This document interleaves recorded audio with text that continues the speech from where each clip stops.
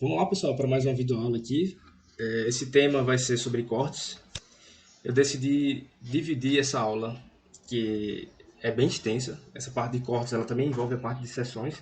Então, decidi dividir elas para a videoaula ficar um pouco mais curta. Mesmo assim, é uma parte bem com muitos detalhes que a gente precisa muito prestar atenção. Então, preste atenção nessa aula para que vocês não fiquem com tantas dúvidas na aula presencial, certo? Anotem as dúvidas, porque sempre antes da aula a gente não faz uma revisão geral e eu não pergunto se vocês têm dúvidas. E eu estou percebendo que está havendo muitas dúvidas em sala de aula. Então, vamos anotar aí e vamos discutir em sala antes de começar qualquer parte prática da disciplina, beleza? Então, vamos lá. A ideia de cortes, vocês já sabem, vocês já entendem. Eu vou mostrar para vocês como é simples, porque vocês já viram isso. O corte, imaginem essa casa aqui. Imagine que vocês fossem ver ela daqui de cima. Você percebe que o telhado ele ia te impedir de enxergar aqui esses cômodos, enxergar as paredes também. Então, o que a gente faz é óbvio, a gente vai pegar e vai cortar essa imagem, essa casa mesmo, né?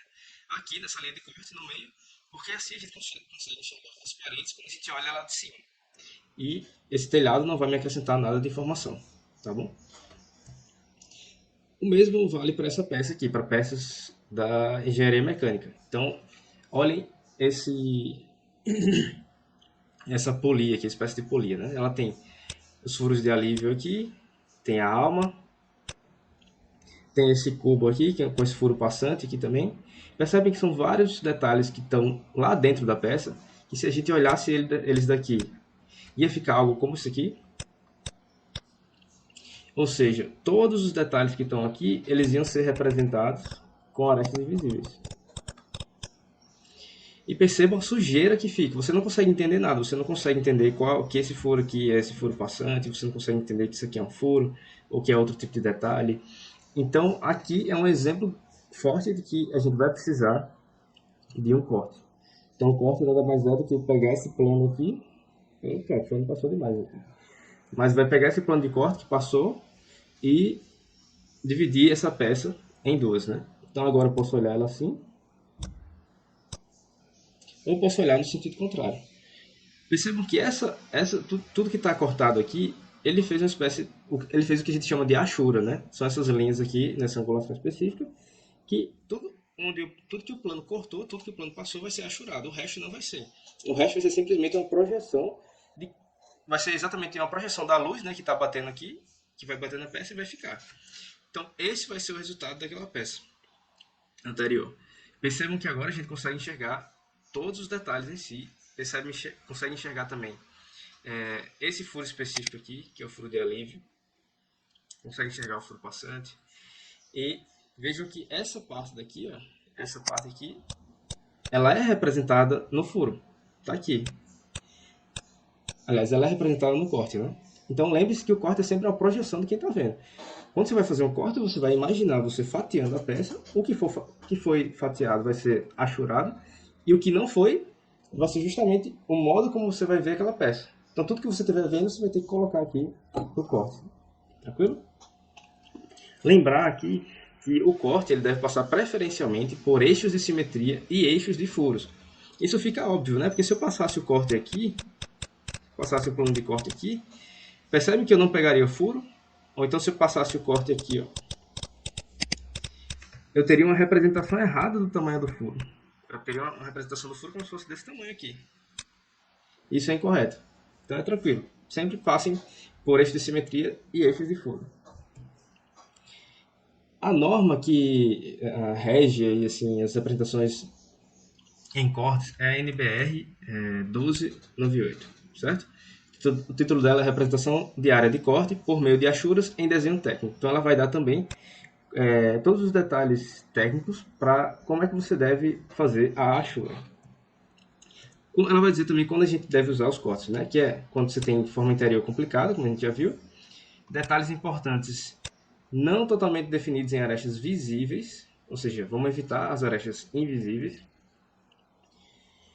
E usado apenas em situações relevantes, onde haja reentrâncias ou vazios. E ela evita o uso de mais vistas, ou seja, isso aqui também participa da organização do desenho. Uma das ideias do corte é ajudar na organização, tanto da visualização, quanto evitar o uso de muitas vistas para representar um determinado componente que poderia só ser representado com um corte simples. E deve-se evitar arestas invisíveis nos cortes. Vamos entender um pouco mais disso. Percebam que essa peça daqui, ela tem esses ressaltos aqui, certo? E por isso, por ter esses ressaltos, eles iriam passar lá atrás. Então lá atrás você estaria vendo essa aresta invisível realmente.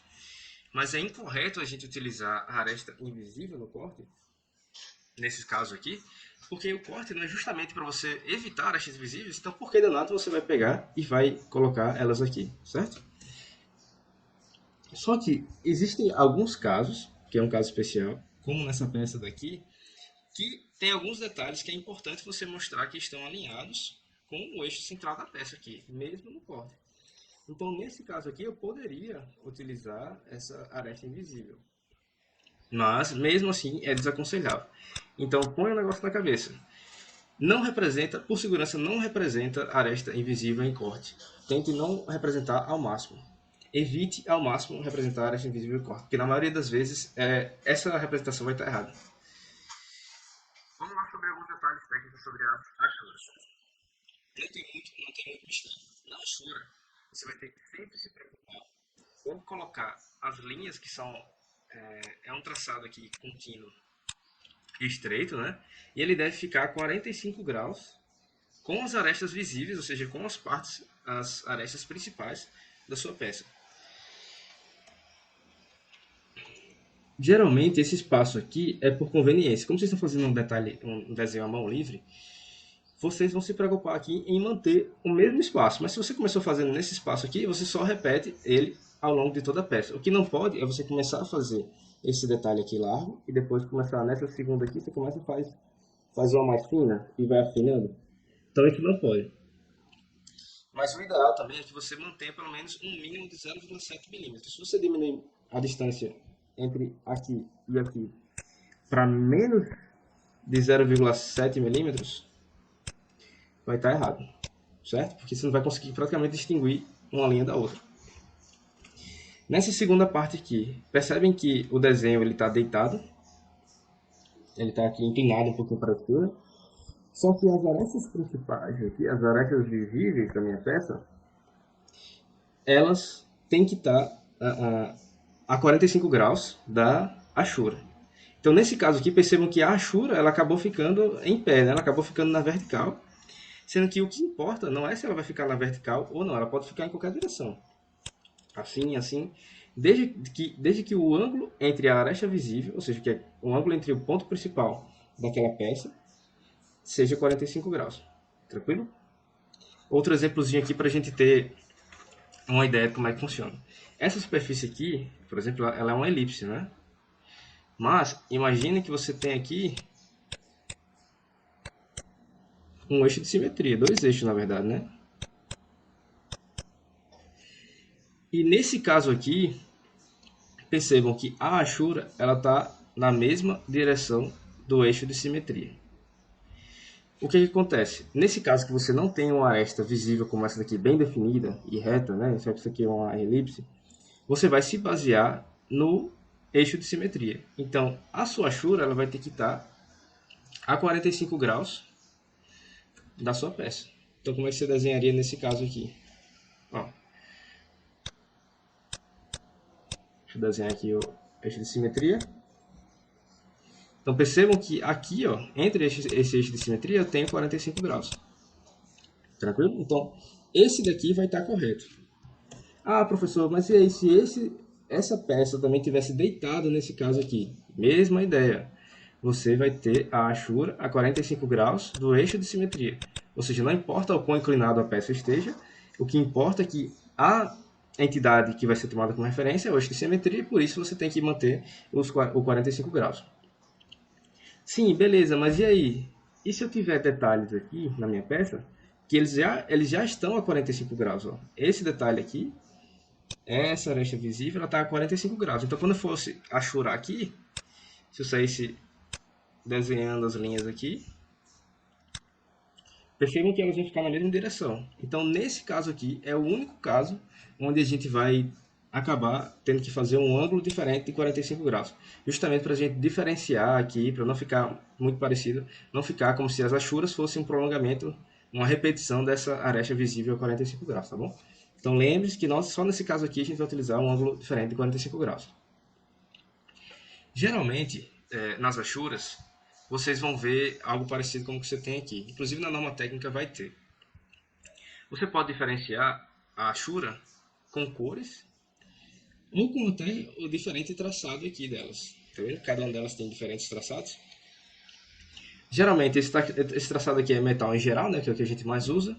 Esse aqui é para ferro fundido, ferro forjado, ferro branco, cobre e ligas, aço inox, pedra artificial, cerâmicas resistentes, alumínio, magnésio, madeira. Madeira geralmente é bem utilizada. É bem comum vocês encontrarem desenhos assim que especificam que aquilo ali é de madeira. Contraplacado, aglomerados de madeira, cortiça, plásticos, betão e estanho chumizinho. Só que eu recomendo a vocês não utilizarem esses tipos diferentes de achuras. Primeiro que na disciplina vai ficar mais simples, né? Você vai utilizar essa achura comum. E segundo que realmente é melhor você pegar no desenho e dizer tal peça é de tal material. Você não tem um espaço na legenda para isso já. Então isso aqui pode acabar deixando seu desenho um pouco sujo e pode gerar más interpretações. Então evitem utilizar esse tipo de achura, mas saibam que elas existem. Vocês podem consultar, por exemplo, essa tabelinha aqui no futuro e ver qual é o tipo de material que um desenho específico esteja se referindo. Quanto ao diedro nos cortes, vamos lá, vamos ver essa peça daqui. Essa peça ela é um indicativo de corte, né? Porque se você visse ela daqui, você ia ter várias arestas invisíveis, e vocês têm esses furos aqui. Então é ideal que você passe um plano de corte aqui no meio. Então a peça, ela ficaria assim depois cortada. Certo? O que foi passado a faca, né? O plano passou cortando, foi achurado, e o resto está aqui em detalhe normal. E eu tenho uma pergunta para vocês pensarem um pouquinho. Essa proposição aqui é verdadeira ou falsa? A peça abaixo está no primeiro diedro. Pensem aí um pouquinho. Eu tenho um corte, eu estou olhando para o corte aqui. Eu tenho uma indicação que eu estou olhando para o corte assim. Então eu estaria olhando para o corte aqui, né? E aí, do jeito que ele está representado aqui, essa peça está no primeiro diedro? Não, ela não está no primeiro diedro. Vamos explicar por quê. O correto seria o contrário, que é a peça está aqui. Então eu indiquei a representação de corte nessa peça daqui, e eu estou olhando para o corte daqui de baixo. Então olhando para o corte nesse sentido aqui. Ou seja, o primeiro diedro ele não é como se eu estivesse jogando luz aqui e representando a vista que eu tive em cima, né, do outro lado do plano. Então, essa vista daqui, ela estaria aqui em cima. Percebam que é só uma diferença entre o posicionamento dela. Aqui eu coloquei ela embaixo, ó. E embaixo estaria incorreto no primeiro diedro, mas se fosse o terceiro diedro, estaria ok, certo? Então preste atenção que o corte ele leva em consideração o diedro. Lembre-se também que sempre que eu tiver um corte, eu vou ter que representar ele aqui, ó. Eu tenho que dizer que esse corte, que essa parte de cima aqui, refere-se a esse corte AA. Então a gente vai ver um pouquinho agora no próximo slide sobre essa questão de como é que a gente vai representar os cortes. Então vamos lá. No geral, a gente tem três tipos de cortes, que é o corte total, o meio corte e o corte parcial. O corte total, ele é o mais comum de todos. É basicamente o corte que a gente vê o plano passando e dividindo a peça em dois, né? Então a gente vai observando esse corte, a gente tem aqui a indicação dele, né? Corte AA. Eu estou vendo toda a peça aqui inteira, a segunda banda dela toda cortada, né? A parte que foi cortada pelo plano, ela está aqui achurada. E percebam que eu vou ter uma indicação aqui nessa lateral, que é na vista da parte... Essa aqui é a vista da parte... É a vista daqui, né? Certo? Então nessa vista aqui, é onde eu consigo enxergar o furo. É onde eu tenho o eixo de simetria desse furo aqui. Então é nessa aqui que eu vou indicar o plano de corte. Então essa lente que vocês estão vendo aqui, ó, que ele está indicando aqui AA, é nada mais do que eu enxergando o plano de corte saindo aqui do meu nariz e passando pela peça, certo? Um detalhe para essa representação é o seguinte, que você vai ter uma linha traço ponta, estreita aqui no meio, e nas extremidades ela é mais espessa. Essa é a única diferença. E reparem que você tem aqui a letra AA, que justamente está indicada aqui, né? O corte é de A até A. E você tem uma setinha, percebam que essa seta ela tem um corpo maior do que... Ela tem um corpo bem mais extenso do que as setas que a gente geralmente utiliza para cotagem, que a gente vai ver lá na frente, certo? Vamos lá, para o meio corte. A ideia do meio corte é justamente você ter dois planos perpendiculares um ao outro aqui, que vão dividir a peça em duas, mas não vai dividir em duas partes iguais, né? Não vai dividir numa parte aqui quebrada, certo? Então, quando a gente olhar essa peça cortada, a gente vai ver aqui que uma parte acima do eixo de simetria ela está cortada e a outra parte não está cortada, por isso meio corte, certo? Tranquilo também de entender. A representação aqui vai mudar um pouquinho. O corte A fica normal, né? De A a A, realmente. Mas percebam que na hora, tanto nas extremidades aqui, quanto na hora em que eu vou mudar a direção do plano de corte, ou seja, no encontro aqui entre esses dois planos de corte, esse daqui e esse daqui, eu também tenho uma região mais espessa aqui. Então atentem para isso. No meu corte, sempre que o meu corte mudar de direção aqui, sei lá, deixa eu pôr aqui, estou indo para cá, pode ser que nem seja 45 graus, sei lá, se eu fizer um corte assim, então esses dois aqui, no momento da mudança de direção, vão ter que ser mais espessos em relação aos outros, certo? Tranquilo também. E a gente vai para o corte parcial. O corte parcial, ele é aleatório, assim. Ele vai mostrar basicamente uma parte da peça, é como se você tivesse quebrado aqui a região que você queria mostrar, simplesmente a região que você queria mostrar. Então, aqui você tem um traçado contínuo, né? A mão livre, um traçado normal, você vai fazer isso aqui a mão livre, como vocês estão vendo aqui, ó. E aqui você vai achurar só a parte que foi cortada. Isso aqui é importante quando você quer representar detalhes específicos da peça. Pode ser que só uma parte da sua peça ela tenha um detalhe lá que vale a pena cortar. Enquanto os outros é melhor você representar sem corte, para que não haja uma interpretação errada da peça. Só que reparem que aqui você não precisa representar onde você cortou. Então isso daqui, ó, corte AA, ele não é necessário. Não precisa colocar em cortes parciais isso daqui. Porque a pessoa que olhar já está implícito que ela já vai entender que isso aí é um corte só para mostrar detalhe. Cortes em peças simétricas. Então, quando você tem uma peça simétrica aqui, como essa daqui que vocês estão vendo, o ideal é que você não corte ela totalmente, como vocês estão vendo aqui. Por quê? O ideal é que você tenha um outro lado sem corte para você comparar esse aqui com esse daqui. Então você entende como é que é a peça por fora desse lado e aqui você entende a peça como ela é por dentro, certo? Então é preferível, não, é bem recomendado que você utilize meio corte, né? Em casos como esse daqui, de peças simétricas.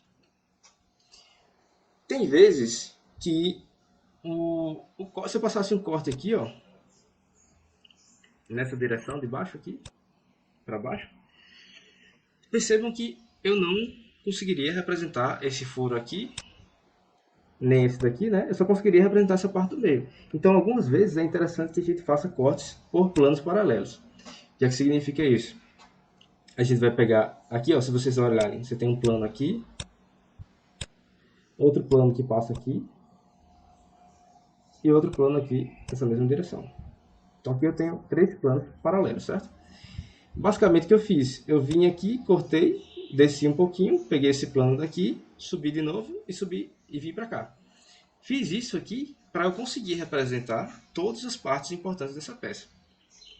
Então sempre que eu tiver detalhes não alinhados uns com os outros, eu posso utilizar o corte por planos paralelos, que é um tipo de corte em desvio, certo? Agora percebam um detalhe aqui. Olhem para a peça, tá vendo que ela tem essa aresta e essa daqui, né? Quando eu cortei, ela ficou com essas duas arestas. Mas observem que essa aresta não está representada aqui, ó. Tá vendo? Ela não está representada aqui. Não faz sentido a gente representar ela, porque isso aqui é simplesmente para mostrar a peça. Então, eu não quero representar a peça exatamente cortada como ela foi cortada, como se ela tivesse sido fatiada por uma faca. Eu quero mostrar ela só com os detalhes principais. Então, não existe essa aresta aqui. Atentem para isso, certo? Cortes em desvio. No caso, do desvio ser feito aqui com dois detalhes que estão um atrás do outro, né? Se a gente olhar assim na direção do corte, ó, esse detalhe vai vir primeiro que esse aqui de trás. Nesses casos, a gente tem... Esse é um tipo de caso especial de cortes em desvio. Percebam aqui que a gente tem a mudança de direção, né? Tá mais espesso aqui na mudança de direção. Mas um detalhe importante é... Olhem para essa chura aqui, ó. Essa chura, ela não se encontra com essa segunda achura aqui. Apesar delas terem a mesma distância entre uma e a outra. Isso daqui vocês vão fazer só quando houver essa situação, certo? Então, sempre que houver um detalhe da peça atrás do outro, vocês vão dividir com o eixo de simetria. Então, você vai ter aqui essa linha de eixo na representação de dois detalhes da peça de corte. Isso daqui é essencial, né? A segunda coisa é a achura diferente, certo? Vocês vão ter que fazer achuras desencontradas aí. Percebam também que você não tem uma aresta visível daqui para cá, por exemplo, certo? Vai ficar simplesmente o eixo de simetria.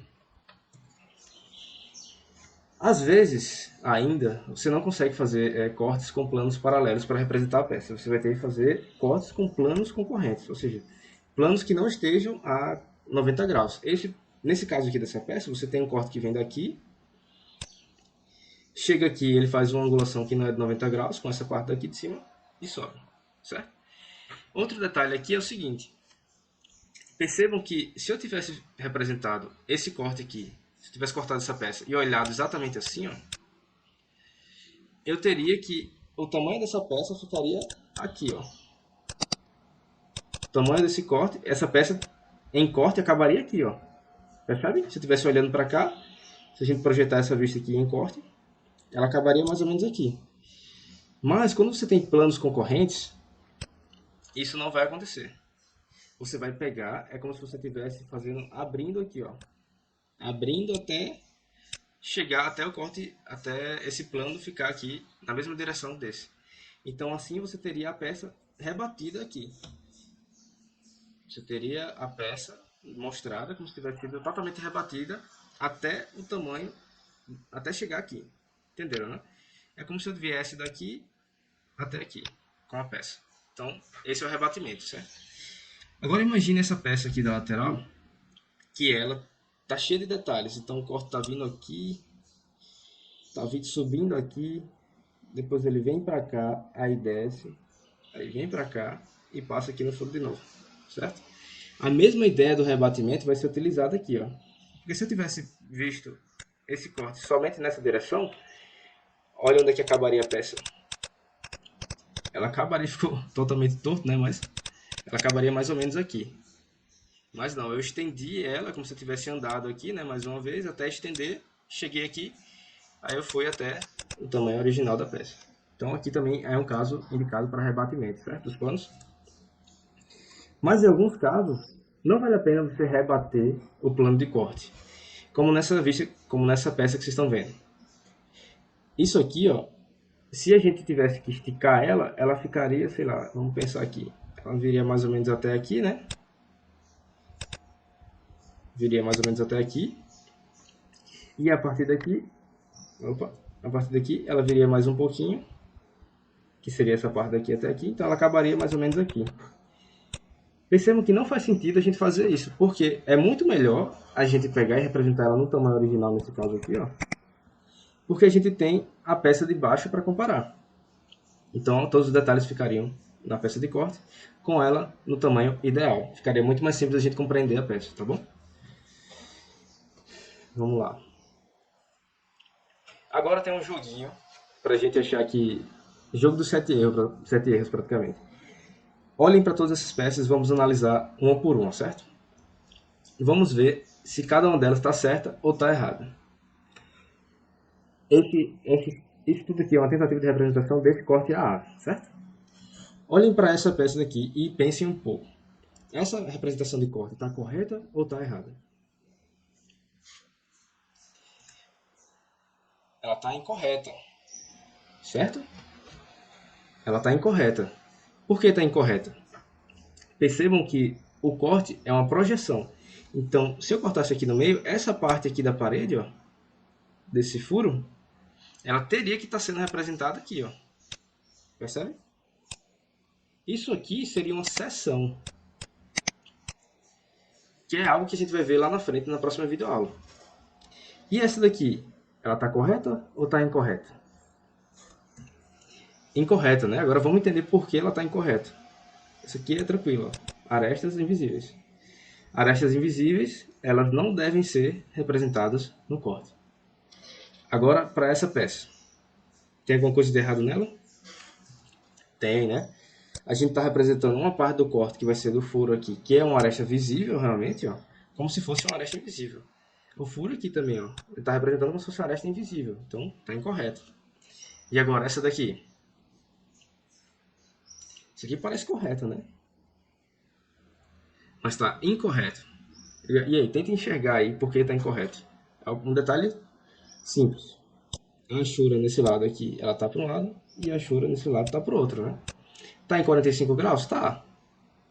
Mas percebe que isso aqui tudo é o corte de um mesmo material. Então todo o material ele precisaria estar aqui com a achura na mesma direção. Certo? E agora está parecendo que está ficando mais correto. Essa aqui, né? Olha aí. Incorreto também. Caramba, por que está incorreto? Outro detalhezinho da achura. Percebam a distância dessa achura daqui para cá e a distância daqui para cá.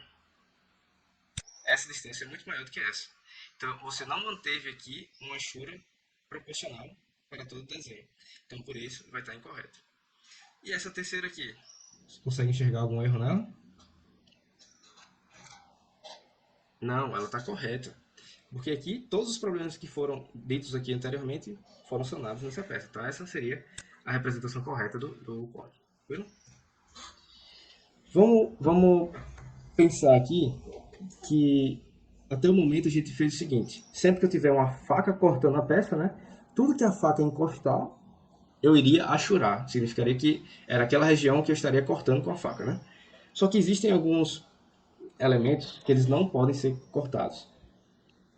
Então, na representação do desenho, você não representaria ele com achura. Quais são eles? Dentes de engrenagem, parafusos, porcas, eixos, raios de roda, nervuras. Preste bem atenção aqui nessa questão das nervuras, porque a gente vai entrar em detalhes nela nos próximos slides. Pinos, arruelas, rebites, chavetas, que a gente já aprendeu o que é chaveta, volantes, manípulos. Todos eles não devem ser achurados, tá bom? Vamos lá prestar atenção no caso específico das nervuras. Qual é a ideia da gente não achurar essa nervura? Estão vendo essa peça daqui? Se a gente passasse um corte nela aqui, ó, o mesmo corte que é feito aqui, a representação seria essa. Vocês estão vendo? Que é igual a essa daqui, sendo que uma não tem nervura e a outra tem nervura. Então, para diferenciar uma peça da outra, a gente faz assim, ó. Essa daqui, como é um sólido completo, a gente achura toda, mas essa parte aqui, que é a nervura, a gente não vai achurar, tá bom? Então, preste atenção nisso, que isso aqui vai ser cobrado, inclusive em prova. Vamos dar uma olhada melhor nisso aí, né? Tem alguns detalhes que são acarretados por esse não achuramento, entre aspas, da nervura. Percebam essa peça daqui, ó. Eu passei um corte aqui e a nervura não foi achurada, né? Mas estão vendo que o furo está representado aqui? Por que esse furo está representado? Isso é uma consideração que a gente vai fazer quando em casos especiais de nervura, certo? Porque é interessante eu pegar esse furo aqui, mesmo que ele não esteja no plano de corte, e representar aqui, tá bom? Para que a pessoa que olhe tenha ideia de consiga cotar, né, esse furo aqui também e consiga entender a nervura que está por trás dele. Rebatimento de nervuras não cortadas. Olhem para esse outro caso aqui que ele está apresentando. O plano de corte seria esse aqui. Então perceba que nesse plano de corte eu não teria desse lado aqui a representação da nervura, né? Então a peça ficaria assim, né? Como o corte é uma vista daqui, eu teria que essa parte da peça, essa parte da nervura daqui até aqui, ela estaria sendo representada pequenininha aqui. Sendo que isso é incorreto. Apesar disso aqui ser o real, se você fosse cortar, era isso aqui que você realmente ia ver, isso é incorreto. O correto é a gente rebater a nervura para ela ficar exatamente do mesmo tamanho da nervura anterior, certo? Da nervura do lado esquerdo. E uma coisa importante que eu já falei nas primeiras aulas, por isso que a gente fez aquelas apresentações para a gente entender os diferentes termos, né? Existe uma diferença entre nervura e abas. Abas também pode ser entendido como orelha, certo? É um outro nomezinho que a gente pode ter. A nervura, ela não é achurada, mas as abas ou as orelhas, elas devem ser achuradas. Então vamos olhar a definição de nervura aqui para a gente entender a diferença entre uma e a outra.